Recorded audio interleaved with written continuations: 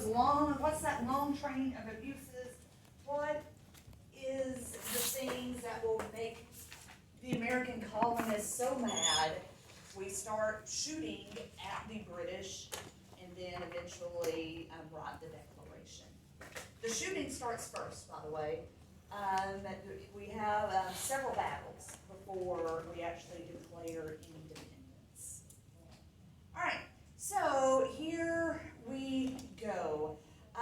Again, a long train of abuses and usurpations, and we're going to throw off this government. All right, so we talked about this yesterday, but it's very important that we recognize that this is really a turning point in our relationship with Great Britain, which is the LEQ that you're going to answer on the test on Thursday. How is this a turning point? Okay. We know a little bit about it already. This is the gist of this is we allied with the British because we were British and we defeated the French and the Indians in North America. And one of the reasons, particularly people on the frontier, volunteered for the American militia and fought is that they were promised land out on the frontier. Are they going to get that land? No. So broken promises of this war is going to be one of those first things in that long train of abuses. The broken promise of land on the frontier. And something else that kind of makes it rather important in the road to revolution that we did not list yesterday is this. You had thousands of colonials that gained military experience. You have George Washington gaining leadership experience, and we know how the British fight and how the British think and how the British strategize. And George Washington was in the middle of a lot of that, and that will really help in fighting against the British 15 years down the road. Less than 15 years down the road. So the French and Indian War, it changes a lot. And not to mention, just a reminder, the whole thing we talked about yesterday, some of the things that the British were doing during the war, like quartering troops and confiscating supplies, that kind of soured Americans toward the British, particularly the British military. All right. Y'all remember this, right? That dreaded proclamation line.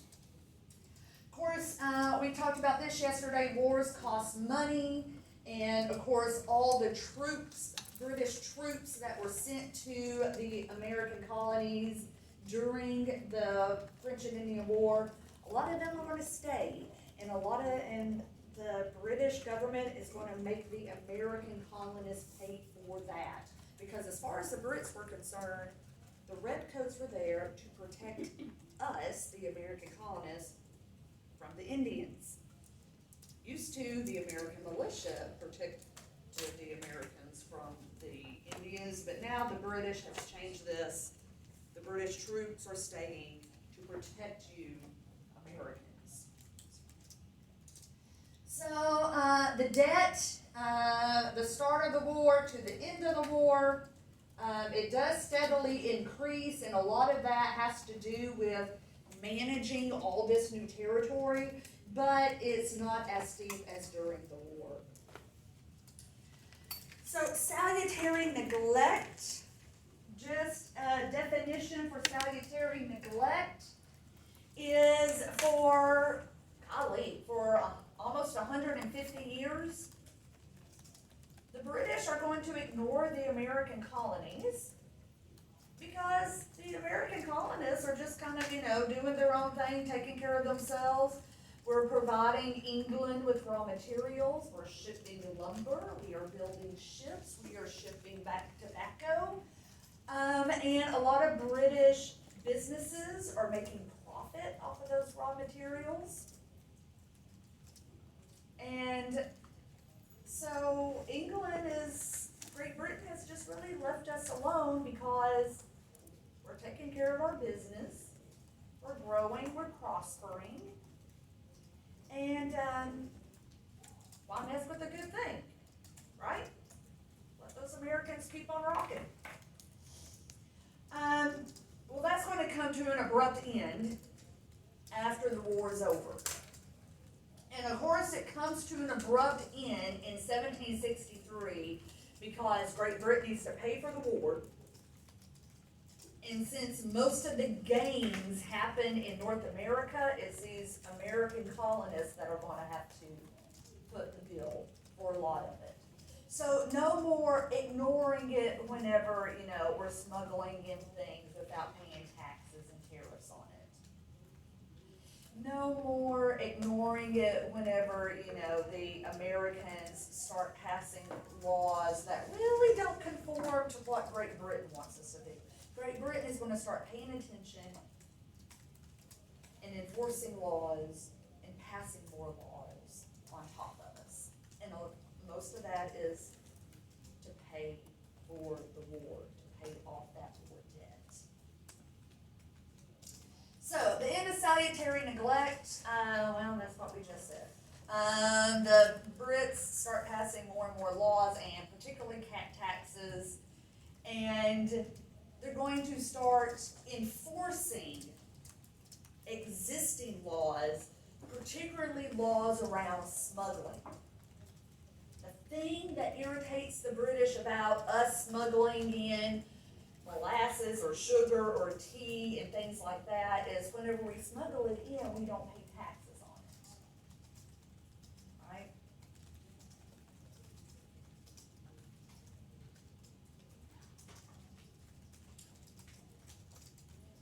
If I buy some marijuana gummies from the local school drug dealer, he will not, or she will not, charge me the 12% tax on it, right?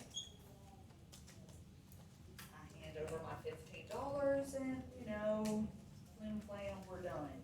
If I go to Illinois and buy them legally, right? I'm paying the sales tax in Illinois, which in Metropolis I think is 8%, and then there's an extra tax because it's marijuana, we put extra taxes on a lot of things, which I think is 17% in Metropolis. So that tax money is what they're looking, and they want to end the smuggling so they can start collecting that tax money.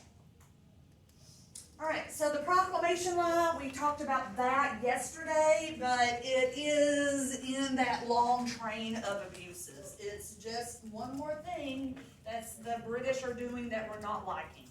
So this, my N is not, I need to adjust that. Okay, so the proclamation law is 1763, and it is at the peak of the Appalachian Mountains, and American colonists can't move past there. Even though the American colonists were working under the understanding that if we win that territory from France, that's ours.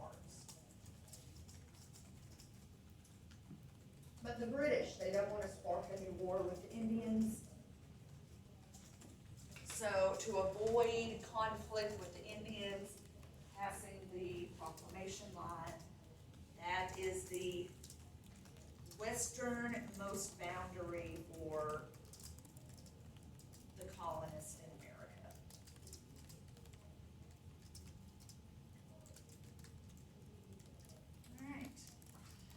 All right. Moving on. Next, some of the new stuff for today. The Sugar Act, 1764 is the year here, so this is just real quick. This is a year after the war is over, and the British Parliament, they are trying to raise money. So we're going to look at each of these individually, but they're just one right after the other. So starting with the Sugar Act, 1764, there's a couple of things about the Sugar Act. It's a tax on foreign sugar, so sugar not made in any British colony. So sugar made in the Dutch East Indies, because that would be technically Netherlands sugar, or the French West Indies or East Indies, that would be French sugar. So a tax on foreign sugar. If you were caught smuggling in sugar, molasses, or anything like that, this is part of the Sugar Act too, all smuggling, no longer would you have a jury of your peers, as is guaranteed in English law. Instead, if you were caught smuggling, you're going to be pretty much court-martialed, even though you're not part of the military. You're going to be put in front of a military court. They call them in England an admiralty court. So you have to, you know, if you're in North Carolina and you're caught smuggling in sugar from the Dutch East Indies, you have to travel to London and you sit before 3 naval officers and you're put on trial. And you serve out your sentence in England.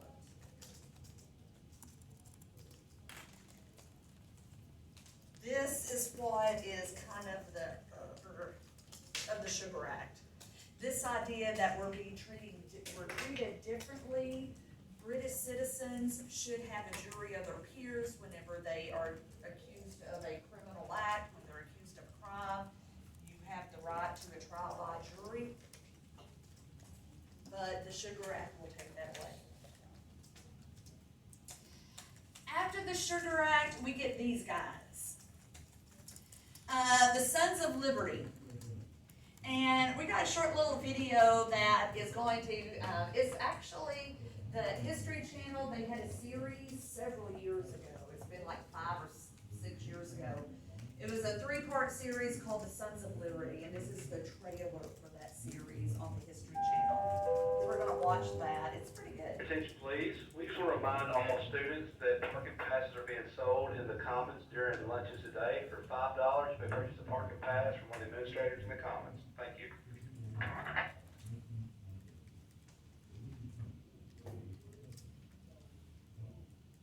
Okay, we have no volume. We're going to try to fix that.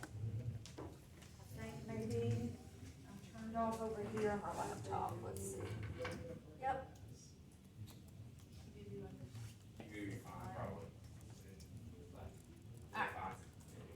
You're not talking about defending your rights as English.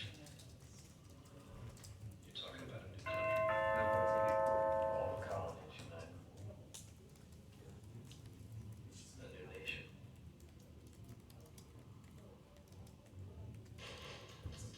Any man found violation of His Majesty's laws will be dealt with without mercy. There's been an incident in the convent.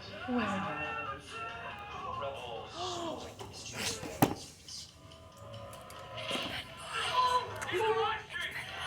Who's Ben Barr? He plays the Darkling. See, we should watch this. They are France, outlaws, the sons of tyranny. They should be beaten into submission. Send in the troops.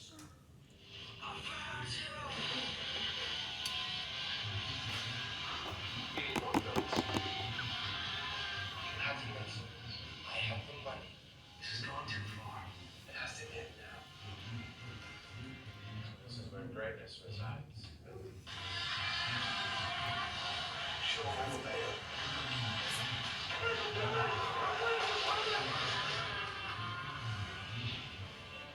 This is just. All right, so it's a good little series. I watched it, a couple of months ago. And if you enjoyed it, you might like to watch it. But yeah, the Sons of Liberty, it was a gang, like literal street gang of thugs to intimidate the British authorities. And when I say thugs, Paul Revere and John Hancock were two of the wealthiest men in Boston. Samuel Adams, very wealthy. John Adams, not as wealthy, but very well off.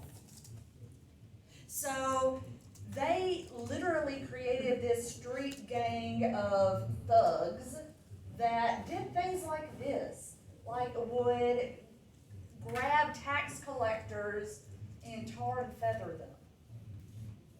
They would hang effigies, and an effigy is like a mannequin, a doll dressed up to look like a particular person.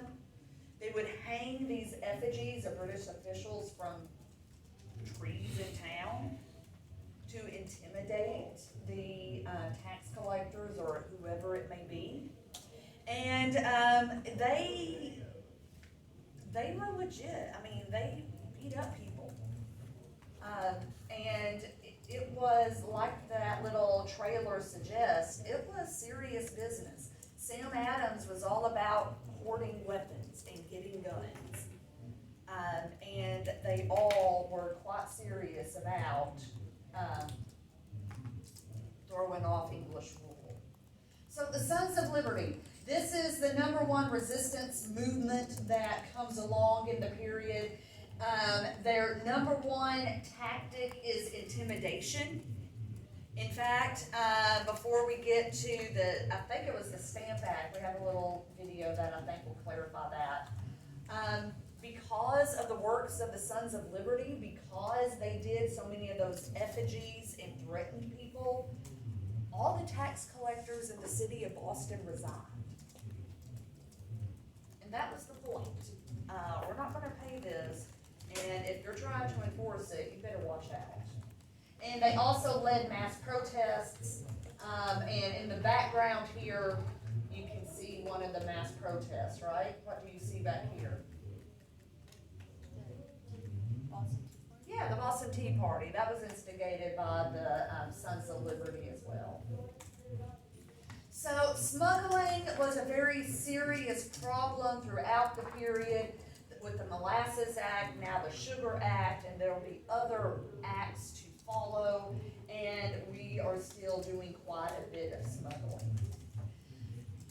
So the Sugar Act wasn't as effective. It did not raise the money that the British wanted it to. So the next year they will pass the Stamp Act. It is a tax on most all paper products. And paper products are like a legal document. If you wanted to get married, you have to get a marriage license. You'd have to pay the Stamp Act or the stamp tax to get your marriage license, or to have a lawyer publish a will for you. But it also included like a deck of cards, because that's paper products too.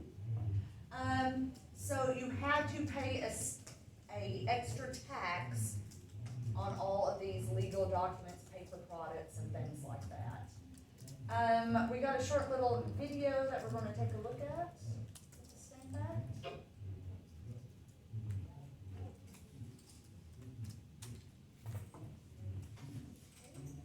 Go. By the time the French and Indian War ended in 1763, England had spent £70 billion defending the American colonies and felt it was time for Americans to pay their fair share. The British were starting to feel sorry for themselves. They were paying these heavy taxes, and the Americans were paying no taxes. The Americans had the highest per capita income in the civilized world, and they paid virtually no taxes. In order to start collecting money from the colonists, King George III persuaded Parliament to pass the Stamp Act, which was a direct tax on all kinds of printing material, including newspapers, diplomas, marriage licenses, and even playing cards. The Stamp Act antagonized the colonists and united them against British rule. To colonists, it was another example of taxation without representation. They believed they were already contributing enough to the British coffers by submitting to the Navigation Acts, which mandated that colonial imports arrive on English ships and limited colonists' right to export to other nations. More taxes were required. The colonists believed their representatives should decide how much tax should be paid. But the British had an answer to that.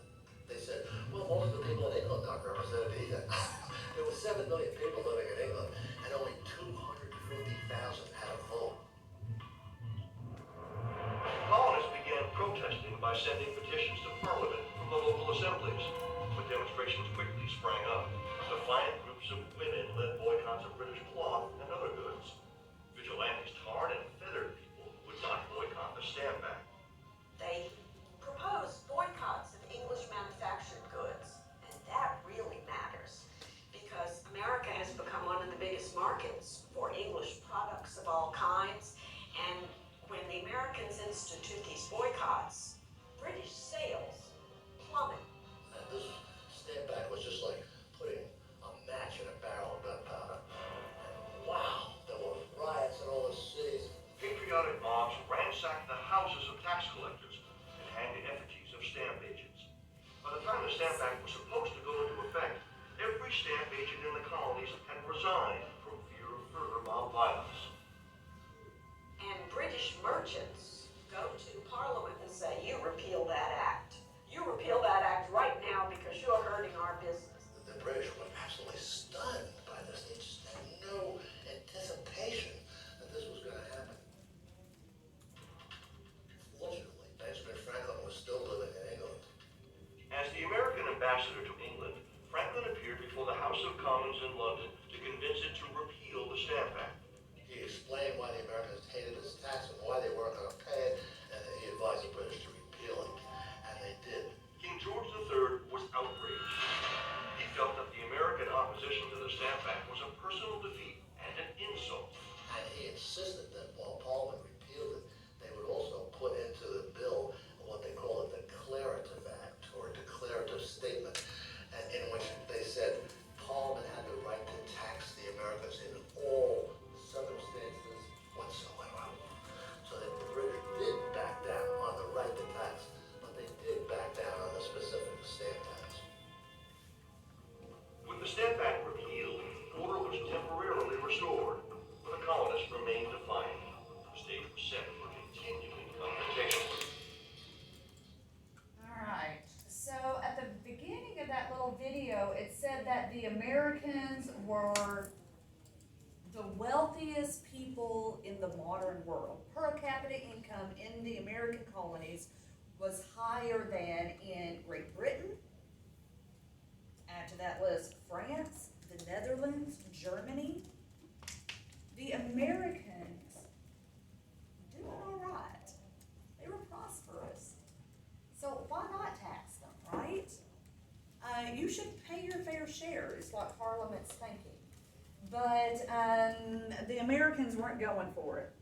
Besides that, I got this little key chart over here. So the average height of an American was 5'8" at the eve of the American Revolution, whereas a British person stood 5'5". Now, what would make up for the difference in size there, height?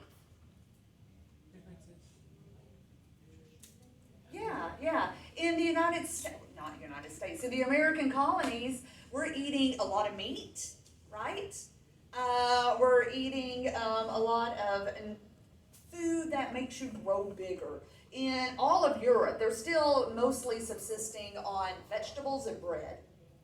And in the American colonies, it's, we're meat eaters, right? Still are the meat eaters. Let's see. The literacy rate in the colonies, 75%. In Great Britain, it's 60%. Life expectancy in the colonies, 54 years. In Great Britain, it's 35 years. The death rate per 1,000 in the American colonies is 25. In Great Britain, it's 40. Fertility rate is 72 versus 51. And we have bigger households as well. We have more children in the American colonies. 6 people per household versus 4.5 people in the household in Great Britain. So the American colonists are just doing better. And the British were like, yeah, y'all need to pay your fair share. So that's where Great Britain's coming from. The Americans, we salutary neglect that, please. I mean, whenever, we've been doing our own thing for so long, and now you want us to totally change and do this other stuff? Yeah, I don't think so. So after the Stamp Act, these guys come back with a vengeance. Here is a poster like you would see in this picture here. They would hang signs on doors of businesses, on trees, even on doors of churches that would advertise when the Sons of Liberty were meeting. This reads, "The true-born Sons of Liberty are desire to meet under Liberty Tree at 12 o'clock this day to hear the public resignation under oath of Andrew Oliver Esquire, distributor of stamps for the province of Massachusetts Bay." So everybody show up, and we're going to force this stamp collector, this tax collector, to resign. And this is the first time we start hearing the slogan, "No taxation without representation." Another version of this is "Taxation without representation is tyranny." So that was probably a little bit more historically accurate. Taxation without representation is tyranny. But you also heard this, no taxation without representation. Now another response of the Americans is this Stamp Act Congress. This is a big deal because this is the first meeting of colonial representatives in resistance to the British. Now, we've already had a meeting before with the Albany Congress, but that was to, join up and unite to fight against the French and Indians, help Great Britain in that effort. The Stamp Act Congress is different because now the colonials are getting together to talk about resisting British authority. And the whole thing with no taxation without representation, be clear, we actually did not want representation in the British Parliament. The population of the colonies was so small that our guys would have been outvoted every time. And then that would have ruined our number one argument about not wanting to pay these taxes, right? Well, you have representation, but you're just not winning. Majority rules, right? So we actually don't want representation in Great Britain. What the colonists wanted is our own representation here in the colony, so the Virginia House of Burgesses, right? The legislature up in Massachusetts. We wanted those people to tax us. Not Parliament in Great Britain, but the colonial legislature. They should have the only authority to tax us Americans. Okay? So that's a pretty big distinction there. And of course, Britain was like, well, you're British. And so Great Britain is the head honcho, and we're going to tax you. Okay. The video mentioned the Daughters of Liberty. We have the Sons of Liberty, who's kind of the muscle. They're the street thugs to intimidate the British authorities. But now you have a group called the Daughters of Liberty, and they're the ones that are helping to organize the boycotts of British-made products. They encourage Americans to make their own clothing. They call it homespun. So instead of importing your dresses or whatever from Great Britain, or the trousers for the men, women, you need to make it yourself and not buy boycott of British products. And hit them where it hurts, right in the pocketbook, right? And the video explained, this is the reason why they repealed the Stamp Act. The business leaders in Great Britain said, you're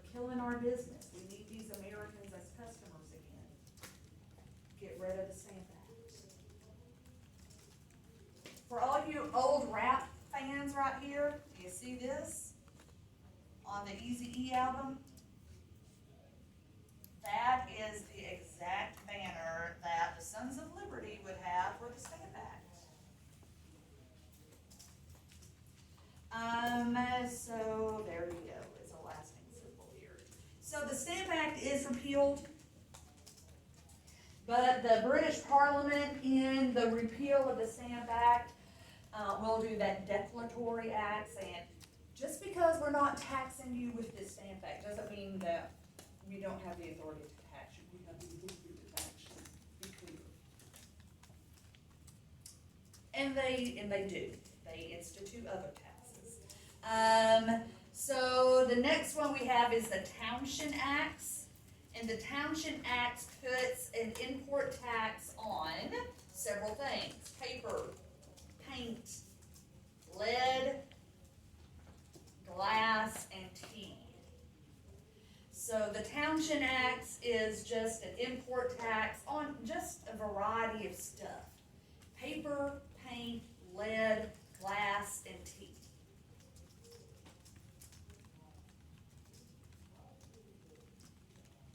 So, you think the colonists will happily pay these taxes?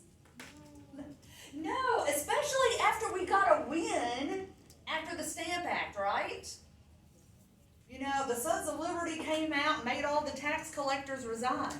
The women started doing homespun fashion, and they repealed the Stamp Act. So maybe if we protest again, we can get rid of these. So yeah, the Sons of Liberty, they start their work again. The British respond by sending more of these guys. Because the British, they're getting to the point where they think the Americans need to get a good thumping to remind us who is boss. And all of that kind of leads up to the Boston Massacre. The date, 1770.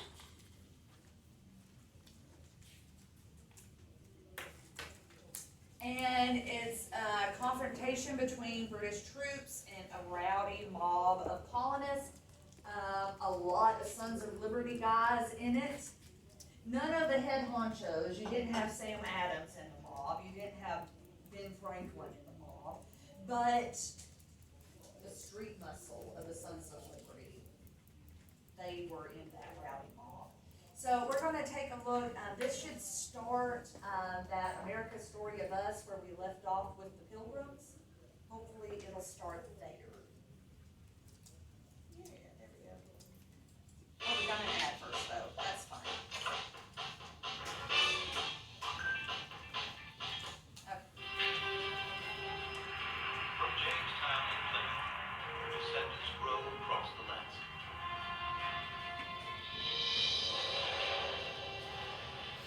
As more and more people cross the Atlantic, thousands, tens of thousands, people with different backgrounds, different reasons for being here.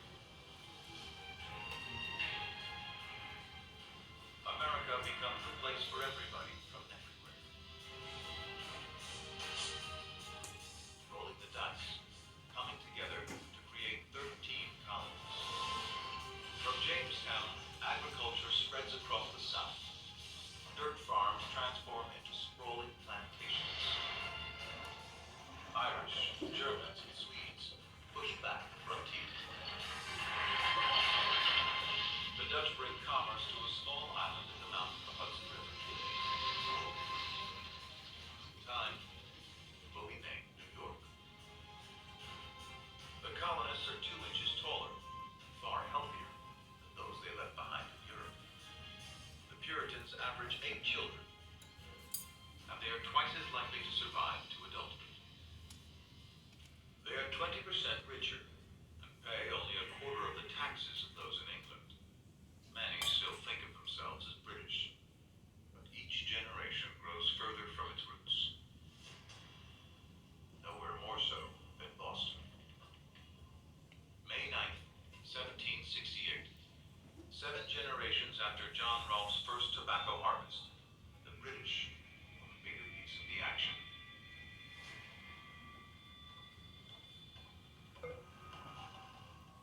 A British customs official springs a surprise raid on the Liberty, a ship belonging to John Hancock, the richest man in Boston. But Hancock's crew has other ideas.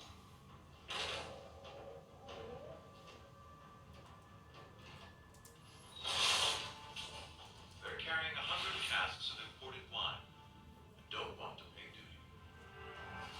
It's tax, duty is tax. It's a radical act of rebellion against taxes imposed by a king 3,000 miles away. To the British, they're just common smugglers. This small skirmish changes everything. The British seize Hancock's ship, triggering riots that sweep through Boston. We didn't want to pay taxes to a king and to a parliament where we didn't have a voice, and we didn't have any representation. We have a natural resentment toward government, which was how we were born. The king sends 4,000 redcoats to Boston to enforce his laws. Boston was a city of commerce, culture, civilization, and revolution unfolding right before the eyes of the colonists and the eyes of the British.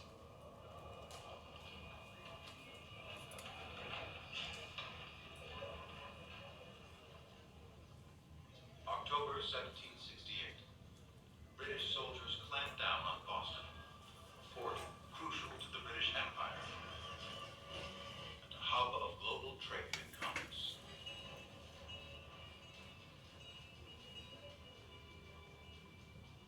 Its dockyards are some of the busiest in the world, producing 200 ships a year from America's vast timber reserves.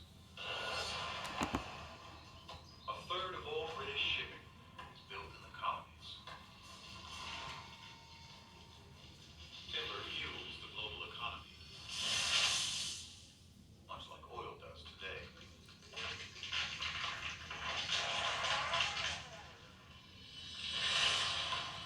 Across New England, marks identify the tallest, strongest trees selected by the Crown for British ships. England has lost most of its forests. It wants American wood.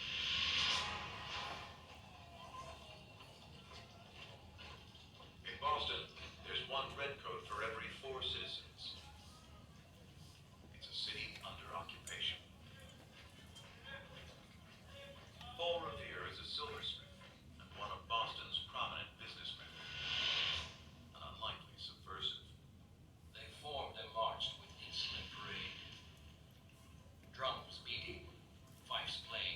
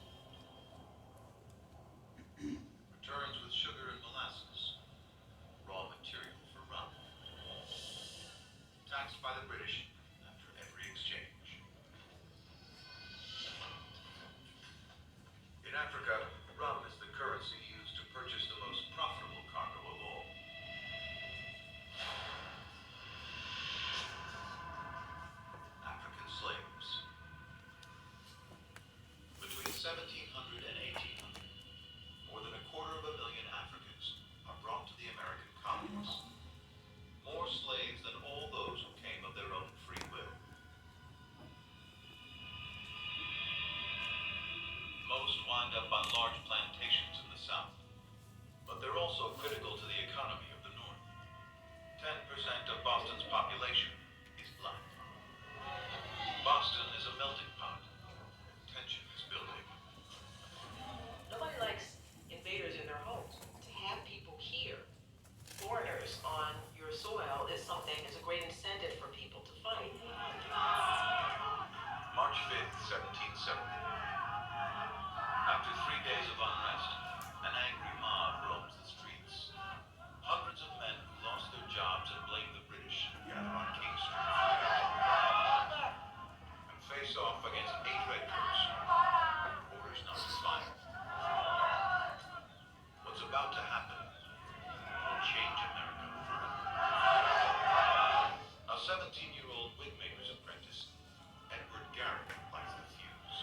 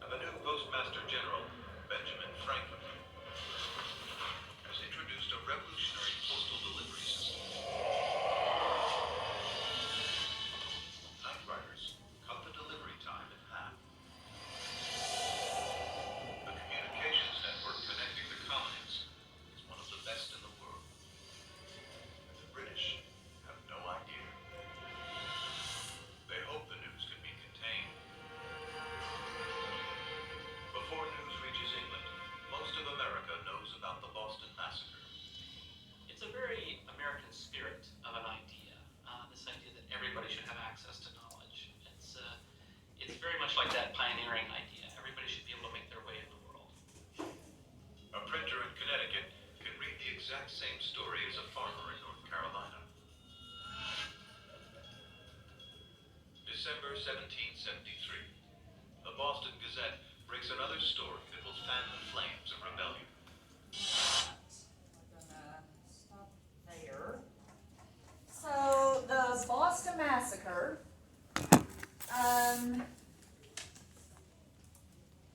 this is the engraving by Paul Revere, and he takes a lot of artistic liberty with this image. Was the crowd really unarmed?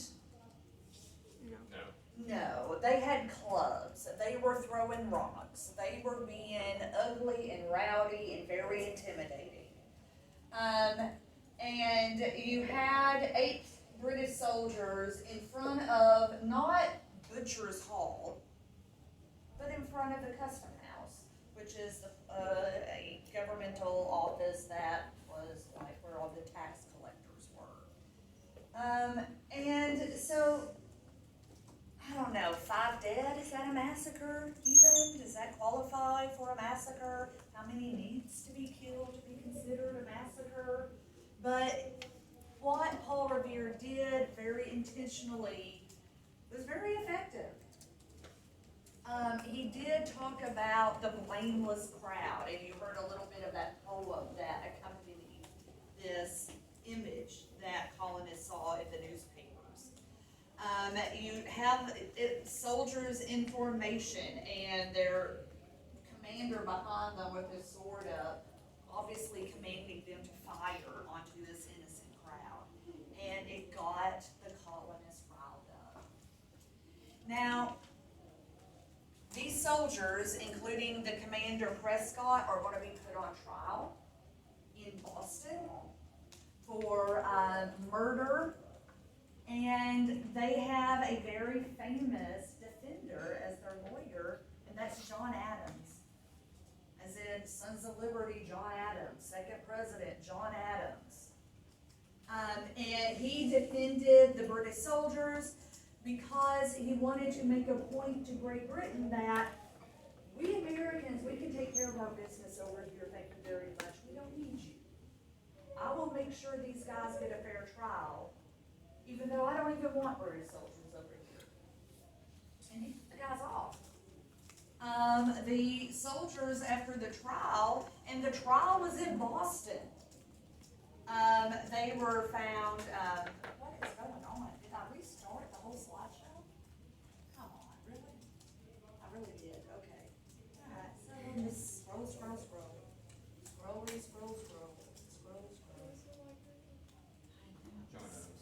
John Adams, yeah, second president John Adams, Sons of Liberty John Adams.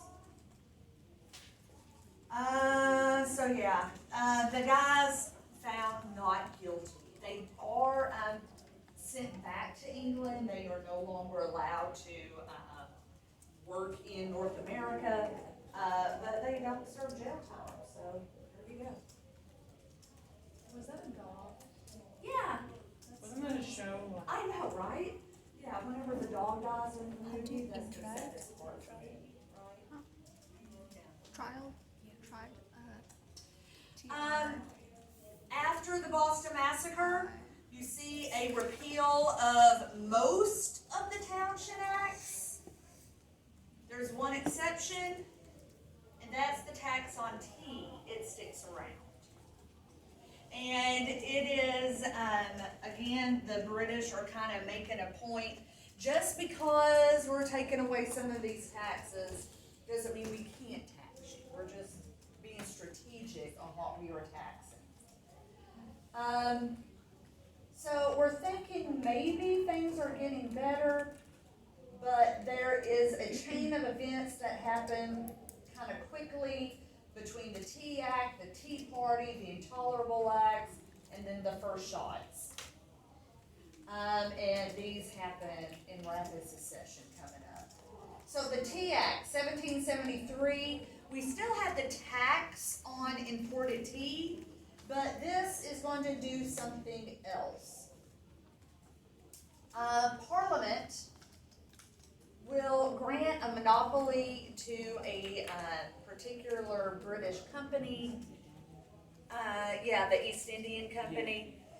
selling tea to the colonists, and they get to sell surplus tea.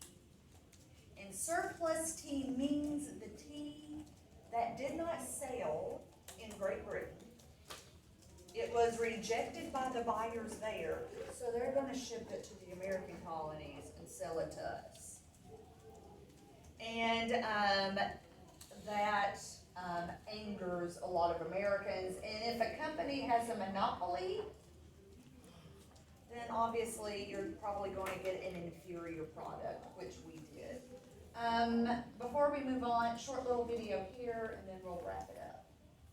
I think this is our last video. What's up, everyone? It's Kayla on behalf of Parenting to tell you all about the free version of the best. Revolutions rarely happen overnight, and the American Revolution was no exception. It was a slow burn of frustration and anger that built up month after month, year after year. One of the crucial moments in the saga was the Tea Party, brought on by the passage of the Tea Act in 1773. Here are 5 important points to fully understand the scope of the Tea Act and why it was so important to the birth of our nation.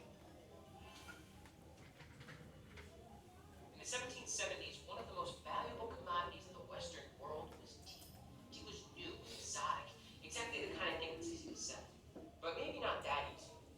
Because by 1773, decreased sales left the British East India Company with a surplus of over 17 million pounds of tea just sitting and rotting in warehouses in England. The country's biggest and most important company was in serious trouble. The British East India Company needed a bailout, and they looked to the North American colonies for a solution. Normally, British tea merchants sold tea to American traders in London out of a market, who would then sell the tea to colonists. The British government thought, why are we using American merchants to sell our tea when we can just ship it there ourselves? So they cut out the middleman by passing the Tea Act of 1773, which allowed the British East India Company to ship and sell their tea directly to the colonies at a lower cost. The idea being that a British monopoly on tea sales in America would ease the company's financial burden. Now, it's important to understand that the Tea Act was part of a larger effort by the British Crown to squeeze as much money from the colonies as possible. The Brits were heavily in debt from the French and Indian War, and the colonies became their own private ATM of sorts. A few years earlier, Parliament passed the Townshend Acts, which taxed items that colonists relied on: lead, glass, paper, paint, and of course, tea. The backlash was so severe that the British repealed all the Townshend Acts, except for one, the tea tax. Colonial tea merchants were furious. Not only had the Tea Act taken away their source of income, but they would still be taxed through the roof to buy their own tea.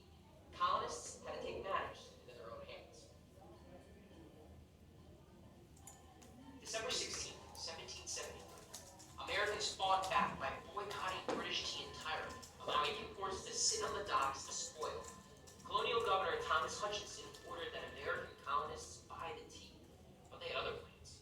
That night, a group of about 60 Bostonians called the Sons of Liberty, wearing mohawk headdresses and war paint, boarded 3 British East India Company trading ships and dumped 342 chests of tea into the Boston Harbor.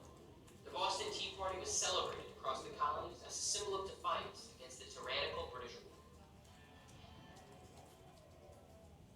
The British doubled down in response, passing what became known as the Intolerable Acts, a series of laws designed to punish colonial America for their resistance. They closed Boston Harbor, imposed martial law in Massachusetts, and allowed British troops to shack up in colonists' homes whenever it was necessary. For the colonists, the Intolerable Acts would be the straw that broke the camel's back. While the Tea Act was not extremely potent on its own, it was part of a series of events that snowballed towards the revolution in the 13 colonies. The phrase, no taxation without representation, wasn't just a slogan. It was the result of years of unfair treatment by the British Crown. The Tea Act serving as a prime example.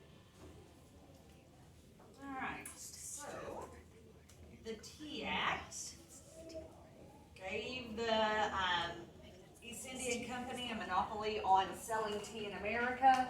The royal governor, appointed by the king himself, the governor of Massachusetts, ordered the Americans to, you gotta buy this tea. And he was threatening to jail store owners that didn't buy the tea from the East India Company, take it off the ships and sell it in their stores. And that's whenever we get the Boston Tea Party as a result of that. So 1773, Boston Tea Party, and it was celebrated, it was publicized, everybody knew what had happened, and it was an embarrassment to Great Britain. I mean, the Boston massacre, that was ugly, but this was kind of a very open act of defiance against British authority, and Britain was mad. So, the Intolerable Acts. So, there are several different parts to the Intolerable Acts. First, you have martial law in Boston. Martial law means that the civil authorities are not in charge anymore. Military authority is what's in charge. You have no rights. You have to do what the military tells you to do. If you are arrested, you have no right to habeas corpus, you have no rights to getting a lawyer, you have no right to see a judge to ask for bail. You will sit in that prison cell until the military decides to let you go. The military is in charge.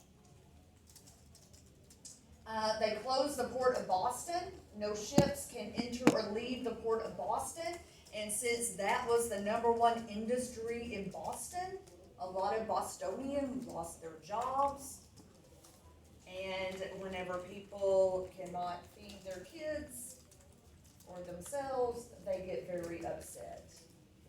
And again, we're back to the Quartering Act.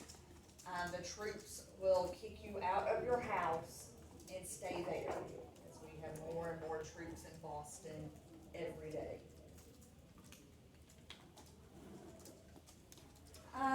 We'll come back to that.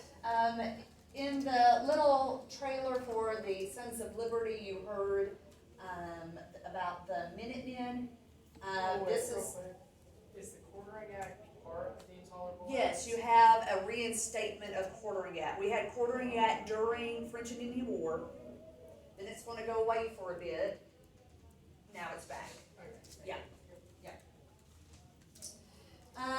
So this is whenever we start seeing regular people going out outside of town and practicing military formations and learning how to shoot guns. And you see the Sons of Liberty organizing stashes of weapons and gunpowder and lead to be made into bullets. This is whenever we start seeing all of this ramp up. How did they just like steal the gunpowder and stuff? Yes, or a lot of it was just bought fair and square by people like John Hancock.